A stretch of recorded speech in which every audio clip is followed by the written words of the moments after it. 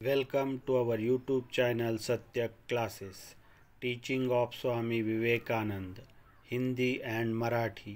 स्वामी विवेकानंद जी के विचारों का अमृत मंथन, कर्मयोग के विचार और फिलॉसफी। जिस मनुष्य ने स्वयं के कर्म हेतु तथा समस्त इंद्रियों पर संयम रखा है, उसका चरित्र सदैव ऊंचा रहता है।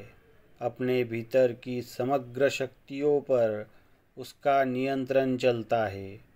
कोई भी चीज़ उसकी इच्छा के विरुद्ध उसे संचलित या विचलित करने में समर्थ नहीं होती है।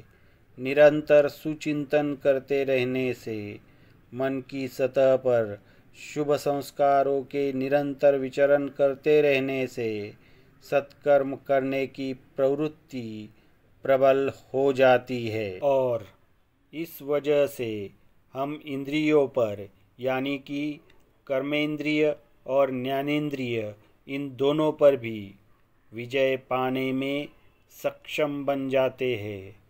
तब कहीं चरित्र यथार्थ रूप से प्रस्थापित होता है, तभी मनुष्य को सत्य का लाभ होता है। ऐसा मनुष्य हमेशा के लिए निर्धास्त हो सकता है। पतन का भय उसे छू भी नहीं सकता। फिर उसके हाथ से कोई दुष्कर्म होना संभव नहीं। आप उसे कहीं भी छोड़ दे, किसी भी संगत में रख दे, उसे कोई खतरा नहीं है। जर तुम्हाला व्हिडिओ आवडला असेल तर व्हिडिओला लाईक करा, चॅनलला सबस्क्राईब करा आणि बेल आयकॉन प्रेस करा। स्वतःच्या कार्यहेतूवर आणि समस्त इंद्रियांवर ज्याने संयम साधला आहे, अशा माणसाचे चारित्र्य कायमचे प्रतिष्ठित होऊन जात असते। त्याच्या स्वतःच्या अंतस्थित समग्र शक्तींवर त्याचा ताबा चालत असतो। त्याच्या इच्छेविरुद्ध कोणतीच गोष्ट त्याला संचलित वा विचलित करण्यास समर्थ नसते।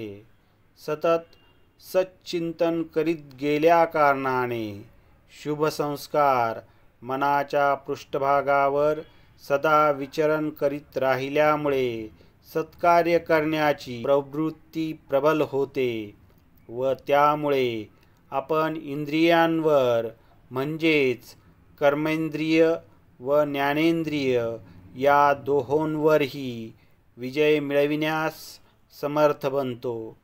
तेव्हाच कुठे चारित्र्य यथार्थपणे प्रतिष्ठित होते। केवळ तेव्हाच माणसाला सत्याचा लाभ होतो। असाच मनुष्य कायमचा निर्धास्त होऊ शकतो। पतनाचे भय त्याला स्पर्श करू शकत नाही। त्याच्या हातून मग कोणतेच दुष्कृत्य घडणे शक्य नाही।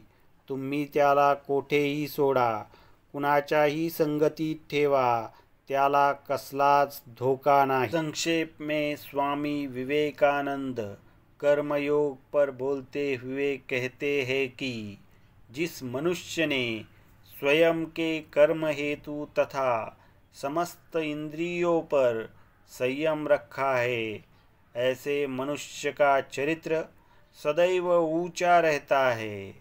पतन का भय तो उसे छू भी नहीं सकता।